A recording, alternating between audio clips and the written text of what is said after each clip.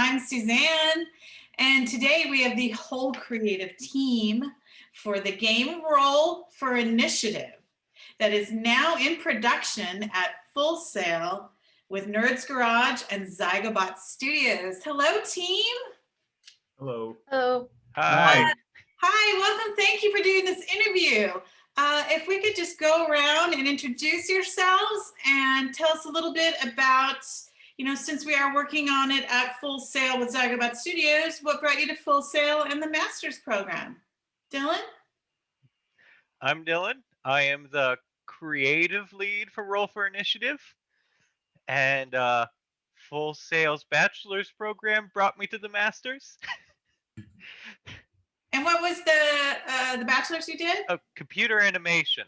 And they suggested I do the Game Design Masters because there was no Animation Masters. All right. I'm acting like I don't know. He is my son. Yes. All right. Elisa. Yes. Hi, my name is Alyssa. I also did the bachelor's in computer animation, and that's also what brought me to do the game design master's degree, because there is no master's in animation, and that made me sad. And I also just wanted to learn how to apply the skills that I did learn in computer animation into game design. So that's also another reason why I wanted to do the game design. What was your focus or discipline for computer animation? It was character modeling. Or more or less, I like doing creatures more than actual people, but... Sorry, yes, I've seen your dragons, and I love them.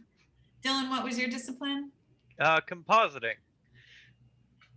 VFX, green screens, movies, nothing to do with games. All right. But the environmental modeling is very useful in games. Sidebar, we rented a Disney hotel to film the hallway on a luggage trolley. Oh, that's right.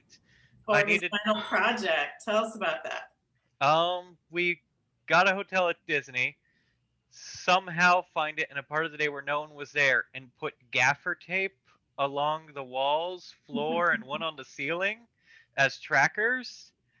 Put a phone on a trolley, a luggage trolley, taped it there, rolled it down the hallway 5 times at different speeds, just so I could have clean footage for compositing.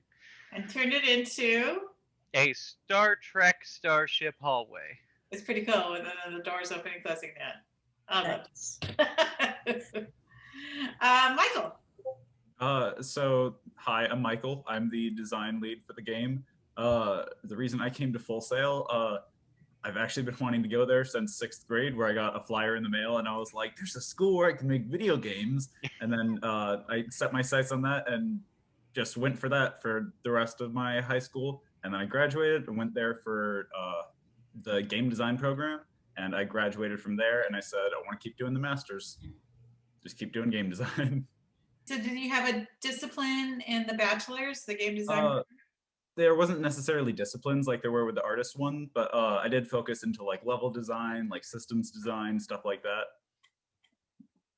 I really like roguelikes and tabletop games. Awesome. Well, you're in the right place for that. Makes sense. Jake, welcome. Hi there. I'm Jake Wade. I am working as a designer on Roll for Initiative. I went through the game design bachelor's and the game design master's now, obviously, similar to Michael. And what originally brought me to the master's and the bachelor's is, my love of like games, and specifically games that you can play with other people. So games that bring people together, and tabletop games are one of the things that really do that. So I just want to, make games that kind of allow people to come together and make those sort of memories. Yeah, you meet your tribe, your community is what we're trying to build here at Nerdz Garage, one table at a time. Dylan, I know everybody has an opportunity to pitch a game at the Master's Program at Full Sail, and I know this game you had been thinking about for a long time. Tell us a little bit why you pitched Roll for Initiative and what the initial spark was for this game.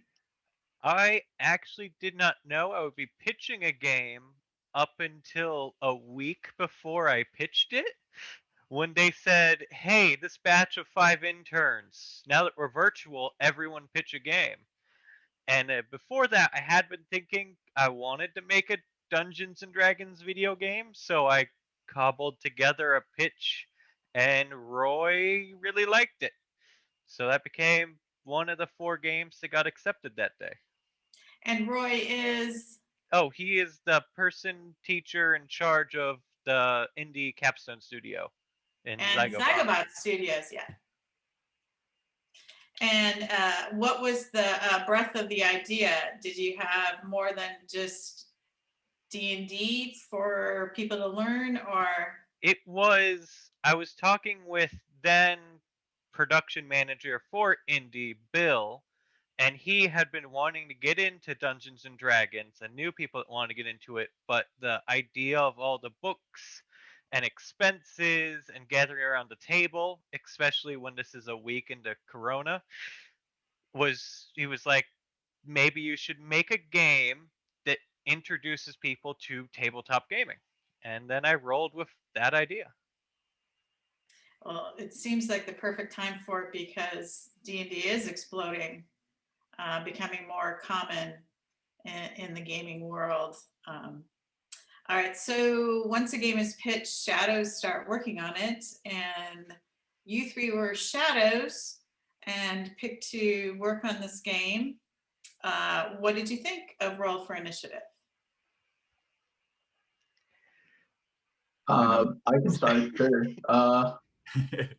When I first saw Roll for Initiative, I thought it was a really cool idea. The idea of making it a lot more accessible for people to begin to pick up and understand how tabletop games work. I know a couple of years ago, when I first started playing Dungeons and Dragons, that sort of learning barrier was a scary thing going in. So anything that can ease that process for new people and really get them interested in that sort of game, I feel like is a very good thing for that genre. I believe that 100%.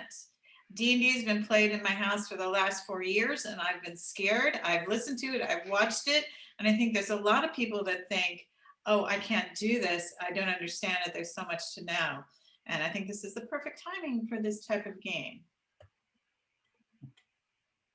Michael?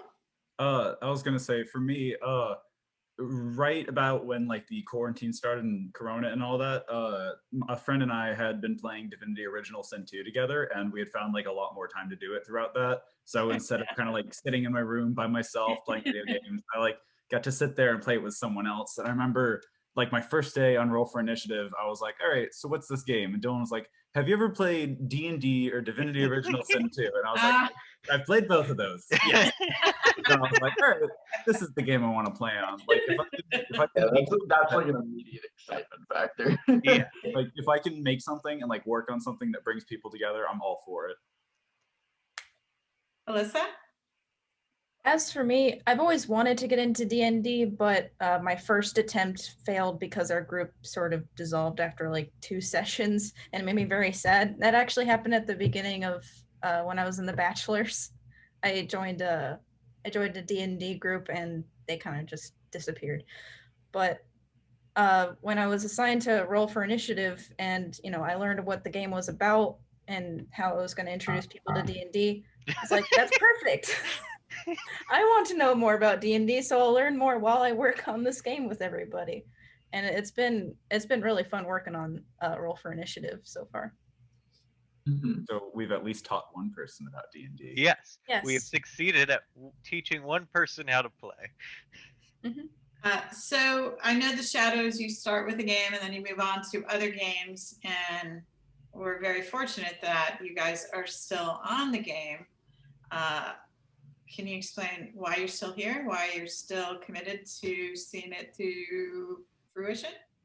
I have 2 reasons. One, I really, really like D&D, but then also it felt like a passion project a lot when I first got onto it, and when I found out Dylan was an artist and not like a designer, I was like, okay, he really wants to make this game. Like, this really is a passion project. So I wanted to stick with that. I think one of the things that really interested me in staying on Roll for Initiative is, like I said earlier, I really like games that primarily are focused on bringing people together and focus on aspects of gameplay that you can kind of play with other people. And none of the games in the studio really stood out in that aspect to me other than Roll for Initiative. Roll for Initiative is the game that really had that sort of like getting people to play together, even if it's not necessarily multiplayer, but like teaching people how to play the game so that they can cooperate and have that sort of experience together. Right. You could get a group together to learn it together to move on to actually move to the table to play it when the world opens. Exactly. Yeah. I think it's such a great introduction. For me, it's practically what both Jake and Michael said, and I'm too excited of like helping make this game to stop now, so I want to see it to the end. I mean, I guess we don't need a dragon.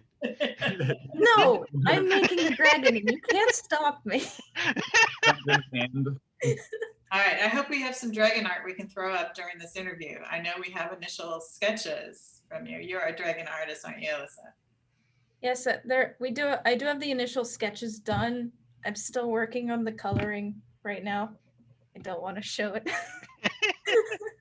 It's not done yet. And I know we have some obstacles, like we can't get the dragon in without riggers. Is that correct? I've been catching up on my rigging from computer animation. Also, I had to do it recently for another class, so I can still try to. That barrier is becoming less difficult. Yes, it's becoming less difficult. Well, that's great. All right, so I know we've had many obstacles along the way. What are some of them that you've come across that you guys worked together and found a way to solve the issue? I have one. So when I first joined, so I'm a designer. I can code. Thank God. Not the best at it. For like the first month that I was on the game, my assignment was to get the dice to roll and then get the number to read off of that. I didn't know what I was doing. I read so many tutorials. I went through so much stuff, and eventually I went to Dylan and I was like, I don't know how to do this. And he's like, all right. And he gave it to TJ and it was fixed in like 2 days. Yep. Yeah. That was. Here's the thing, the dice is so important. That's Yeah. Exactly. And I was like, oh, this big part of the game's on me. Yeah. I had multiple nights where I was like, a revelation of how to solve it. And I would like come and write it down on a napkin and then go in the next day and be like, oh, I guess that won't work. Never mind. But eventually, now it works. Trying so hard. I just wanted to be on this game. Dev Yeah, tasks, I think, have been the biggest issue. Who knew the hardest part of making a game would be making the game? I know. Well, just like any great tabletop game, it's the spark of the idea and the passion and getting the mechanics, and then it's the play testing to making it work. And 1,000 times harder when you're playing online. But I do see, since the beginning spark until now, there's a lot of passion and a lot of wonderful creative input on this game. Any other obstacles? I know we've Yeah, I can talk about it. I feel like the biggest personal obstacle for me, at least, going into this project, right now we're developing Roll for Initiative on the Unreal Engine, and prior to this project, I had not really used the Unreal Engine very much. So that was one of the biggest obstacles. I don't think anybody had. I don't think any of us ever touched Unreal before So this. why did you guys use that? Roy said I should make it an Unreal because Indie doesn't have any Unreal games. It was a learning opportunity. A lot of thought into it. Down. Yeah, there's a lot of thought goes into that. Yeah, pretty much the idea was just it was a learning opportunity, and I mean it has been a learning opportunity for all of us.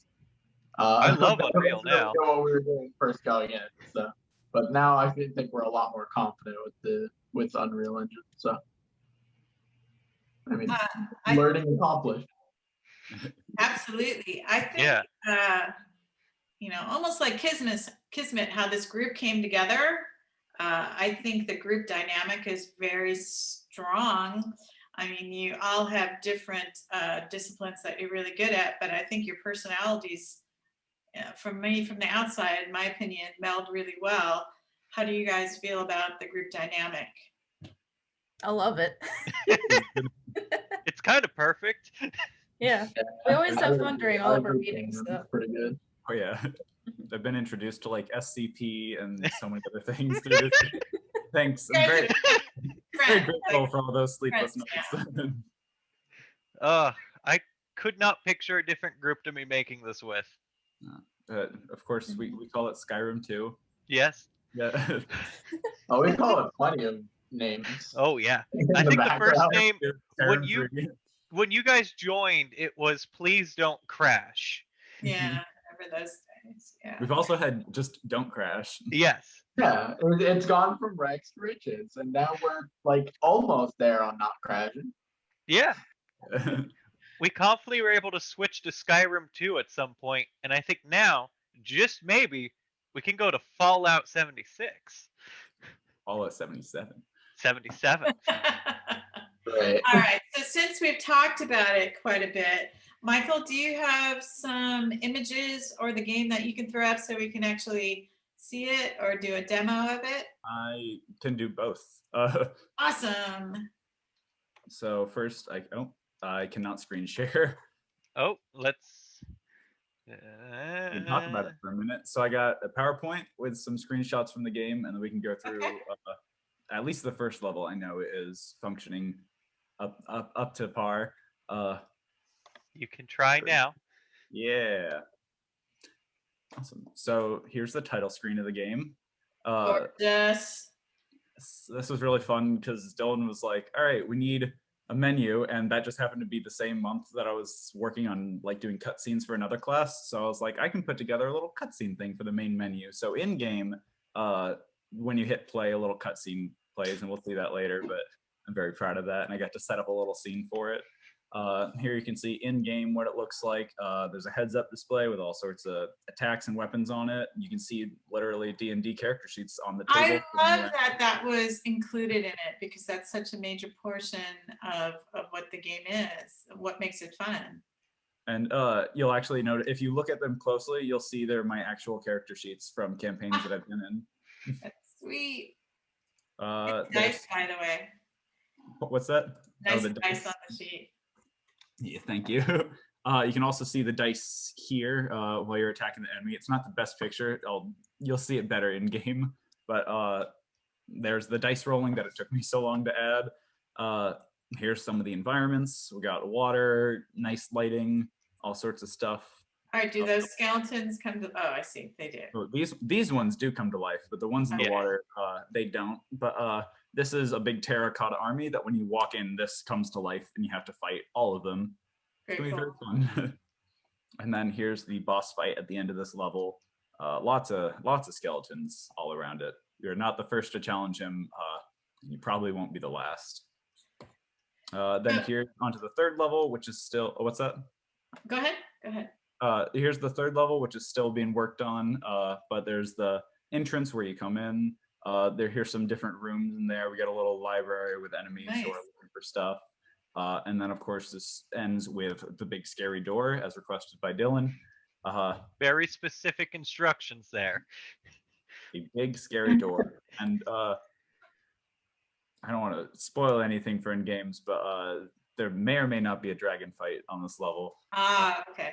And then, of course, here's the final boss right now. I believe that enemy is just a placeholder, but this is what the arena is going to look like. You can see all of the different enemies that have fought him in the past are frozen and gathered around. And I spent very long putting those icicles on that spear. Beautiful, beautiful. So, one by one.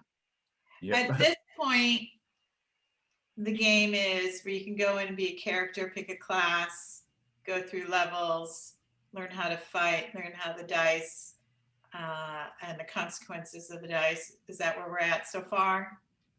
We currently have 1.5 classes in. You can't quite pick them yet, but we have fighter and kind of a rogue. So that would Classes is something that are sort of being worked on still. Yeah. that would be a dream that you could pick a class. Oh yeah. The dream goal is to have at least the main classes: fighter, rogue, ranger, and wizard. That's sort of where we're headed right now. And when you get killed, which can happen in D&D, it just starts over. As of right now, you currently have to redo the level, but it's actually a good thing to bring up. I might want to work on something for that, like a little backstory, or like your character comes in as like whatever your character's name was the second. Oh, that's a good one. And I know there's some lore written into this. Is that going to be part of the cutscenes? Yes, we are planning to do cutscenes in between each level, and maybe a few secret interactable objects that will give lore to what your adventurer is doing and why you're in this place. It's not D&D if there's not hidden secrets. Oh yeah. Dylan, I know you want to create a world. Yes. And different characters to interact with it and places to go. So in, the big picture is that this would be multi-locations, multi-levels, multi-classes. This would be like chapter 0 of a 10-chapter book. Right. This is the prologue. This is all basically just to introduce the villain. Well, I think that so far it looks amazing and very striking and unique. Do you guys have any favorite mechanics in it so far? Honestly, I was working on just like setting up a basic tutorial level, and I realized you could put different weapons on the enemies. So I spent like 20 minutes messing around with that, and we found some limitations so far, but we're working on them. But it was cool to see enemies like shooting you with bows, and then enemies throwing daggers at you, and then they appear on the ground, and you can pick them up and throw them back. It was kind of neat. But I only got it to work a couple times, but needs more. Would that be the roll of the dice would change the weapon, or? Well, it's so you can set it. Like me as the designer, I was able to change it and have the enemies have different weapons. But I thought it was cool to have the player have to fight different kinds of enemies. Yeah, bouncing off what Michael said, I think the coolest thing that we have in the game right now is definitely the throwing of the daggers. Yeah. Being able to chuck them at people, deal damage, but then they fall on the ground and you have to go pick them back up. But they might land near an enemy, so you have to sort of figure out how to get the enemy to move or how to navigate to that dagger in order to pick it back up to be able to throw it again. It leads to a lot of interesting decision making for the player. Right. You take the time to pick it up, what's coming around the corner. Very cool. Gotta agree, currently my favorite thing is the dagger.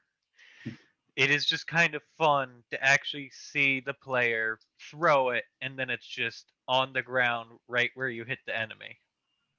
And right now, the actual dagger that appears isn't the final model, and it's a very large It's a giant sword. The big sword, yeah. So it's more like you chucked a giant great axe at a guy.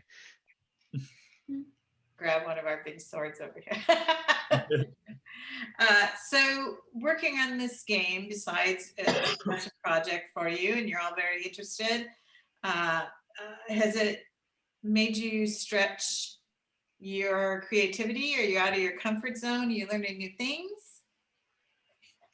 Oh yeah. Yes. Yeah. Yeah. I'm learning everything. I'm in the realm of learning everything. In the past year, I learned what game design and development is.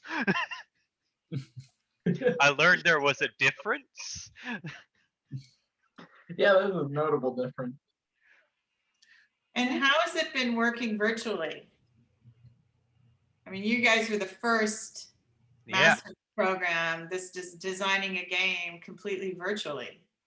I feel like I feel like it's prepared me to like work in the virtual world, and like it's like I have those in-person skills now, but then I also like if I need to, I can be online, and also if I want to, I can be online. Yeah. Yeah, that's definitely true. And I also think that working virtually, because I've been working virtually since before even the final of my project for my bachelor's.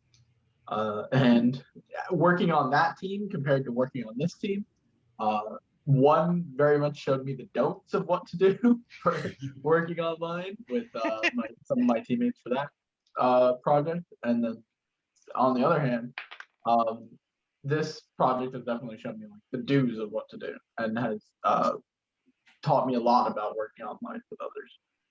Would you like to expand on that? What the positive to-dos were? What the positives to do's were. One of the main ones is take every opportunity to be communicative about what you're working on, because unlike in like a studio or something, people can't really look over your shoulder at all and be like, hey, what are you working on? You can't really show them in person. So you have to take that extra step to like screen share or to even just talk about it and really showcase what you're working on. I will say also, it feels like building off of what Jake said, it feels also like this team feels like a lot more concerned about like the outcome of the final product than it did when we were kind of doing like student projects. It didn't feel like everyone was committed all the time, and now it feels like I might like just sit down in the middle of the night and like work on a level or something because I want this project to succeed. It's a lot better than having to work in like student, like I guess it still technically is a student project, but it doesn't feel like it. Yeah, it's For a a little lot while longer. Indeed. So, what are your wishes, dreams that could be added to the game in the next couple months? Dragon.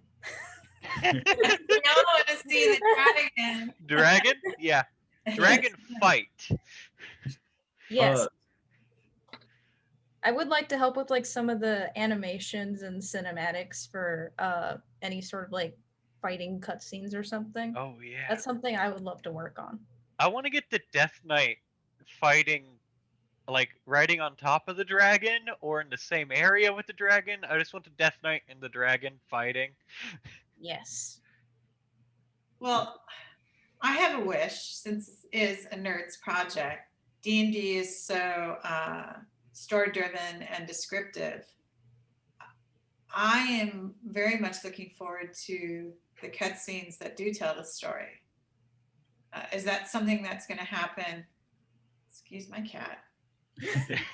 I'll come get you. Is that something that's going to happen in the next couple of months, or is that something that we need to press on further towards the summer?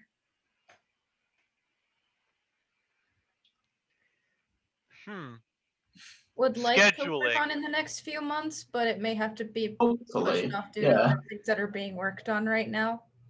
Right. Yeah, I want to work on it sooner rather than later, but for it to look really good, I'd want more animation than we have currently.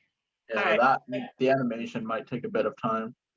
So what is it? Storyboard it and then find animators? Is that what we need? Yep, that would be the first step. Storyboard it and find someone that can animate it. To get a cutscene for every level or throughout the levels?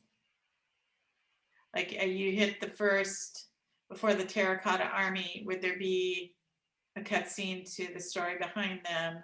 I think the cutscenes would happen in between levels. In between levels? In Okay. levels, there would be secrets you can find with perception checks. I love this. And the dice are working now, huh? Yes. Yeah. Yay! Yes, the I've dice seen it work. since it was presented last. All right, so talking down the line of, this game is kickstarted or funded. What are on the list for you guys for this game? I personally, I'm very interested in seeing. I know Jake started working on it, seeing like multiple, like controlling multiple people at once, like controlling a party. I really like that aspect of it, and I like idea of being able to like do the tactical part of D&D in that. And so I think like having multiple characters is going to be really cool, and it's really going to change it up. Mm-hmm. I like And that. also, I think that lets players, like you were saying, for groups who want to learn how to play D&D, you can play pass off. You could have different players at your table play as different characters in the game. To learn the different classes. Mhm. And that's one of the things I'm most excited about is eventually being able to realize more of the classes in the game. Oh yeah. Like I know, like for example, one of my favorite classes in the entirety of D&D is monk, and I think bringing monk into an environment like this would be really interesting. Oh, monk would be fun. Off the Yeah, wall. so I'd love to Line realize the shelves. classes like monk and warlock that we're not currently shooting for on our like core 4, but later down the line could definitely be something we could easily bring in. I mean, I It'd be want every interesting to class. explore them. Yeah, Yeah, and that it would would be be interesting to great, explore yeah. how they would operate in this sort of environment. I want to think about those now. How would that work? Exactly, and I think part of the cool part of that is for us figuring out how to take a class and boil down the essence of what players enjoy about that class. Yeah. So they have a standard foundation of what it is. So when they do play, They can build off that. Yeah. and make it their own. Yeah, I really like that. And also, when we're building like the classes in the game, with D&D, it's not just the combat. There's also like exploration and social encounters. But for us, we have to think about which part of those like we're including, which ones we aren't. And then when we're taking something from D&D and putting it into the game, we have to think about how it would best fit in our game and like how we can still capture that. Yeah, exactly. How we can essentialize it through our mechanics. All right, so I'm going to ask you next is your experience with D&D. I just want to go off of what Michael said, that for some background, Dylan played every Sunday for 3.5 years at Full Sail when they were in the program until we went into lockdown.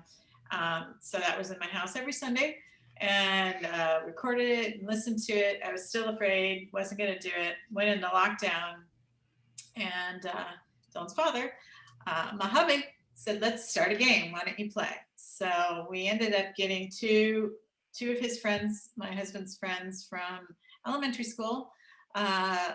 My old mentor from 25 years ago, she brought in a couple people, and no one had played recently, and 3 of us had never played before. And we've played now, I think our anniversary is today. We've played a year. And first year. We are still not investigating rooms after we've conquered whatever, because they're like, spend our spoils. And we're still learning. We're all learning. And Derek, my hubby, is a very good teacher, much like Dylan's a very good teacher too. Alyssa, and tell us about your experience with D&D. At first, especially when I was starting to get a part of my own backstory from Dylan and trying to figure out what my character was, I was like, this is a lot, but this is awesome. So you're in another night with Dylan as the DM, and you're brand new to the game. Yes, I currently play a lizard folk druid. That is Circle of the Moon. And that's been an experience. It's been fun. Druids are awesome. I'm a tiefling ranger. So far, it's been fun helping me, or letting me be able to help my party out by using my different wild shape forms that I can turn into. Right. Even the more bizarre ones like the ice spider queen that I can turn into and wrap people up. But that's been the most fun, is trying to use my wild shapes to help everybody out. And also just learning all of everyone's stories and backgrounds, and also just learning more about myself, because I only know so much. And as the story goes on, I learn more about who my character is and learn how to play it better. And it's been so much fun. I can agree 100%. I know, Michael, you've been in it a while. Yeah. I started originally way back in like elementary school. My friends and I played one game of 4th edition with the starter set, and it was so complicated. We got through one fight and said, we don't need this. And then in high school, I had a friend who was like, we should play Dungeons and Dragons. So I joined, and it was really, really fun. And then every Sunday, like you said, at my apartment with my roommates, like 2 other people would come over. We'd have like a potluck basically, and it was just our time to hang out and be together, and it was really fun. And then now that we've moved into the pandemic, at first I thought I'd like have to stop playing, but there's so many virtual things like Roll20 and stuff. But I got together a group of my friends that I've known since 1st grade, and then I met the rest of them in 5th grade, and we've been playing every Saturday for like 6 months now, and it's been fantastic because I haven't been this close to them in years, and it's nice to see them like once a week consistently. That's fantastic. That's awesome. It's really nice, yeah. Jake, do you play? I haven't been playing as much very consistently recently, because my main DM who got me into the game was my roommate in college, my roommate Richard. And while we've tried to keep stuff going, stuff gets pretty busy, and he's been not very available for doing sessions and stuff. It's something that I definitely like to do, but finding a way to get to it is challenging sometimes. True. This year has been difficult. Mhm. Hopefully things will change, but like Michael said, the online has been working for us. And it's utilizing the Zoom and the Discord and the Roll20. If I wasn't at 8 people, 9 max people, capacity. I'm at max capacity currently. Well, maybe he could join our Sunday game. Oh, we might have spots there. Maybe. I'd be interested, but yeah. We can talk about that later. So. Well, this has been a very fun hour. Thank you so much, you guys. And I think we all are very excited about Roll for Initiative. And I hope we can talk again in a couple months to see where we're at. I know we have big goals to get it on all computers or on Steam or Kickstarter, see what we can do to get it to the next level. And with your passions and gosh, your talents, we're very fortunate to have all of you involved with Roll for Initiative. Would not have gotten this far, that's for sure. Absolutely. Absolutely. Yeah. Thank you for your passion and your time. Thank you for allowing us to be part of it. Yeah, thank you for allowing It'll us happen. to put our passion. Everybody will be playing it. I feel like I was actually just thinking, like, I didn't even realize an hour went by. I'll be quite honest. Talking about something that we're really passionate about. I know. I could talk about it all day. I can't wait to play the game. Well, everybody, thank you very much for joining us on this special hour of Nerdz Garage with the creative team of Roll for Initiative. I know we'll be talking to them soon. Probably, maybe we could do this monthly to keep you guys updated. Dev updates or game updates. We'll do game updates. All right. Thank you, everybody, and we'll see you next time. Bye.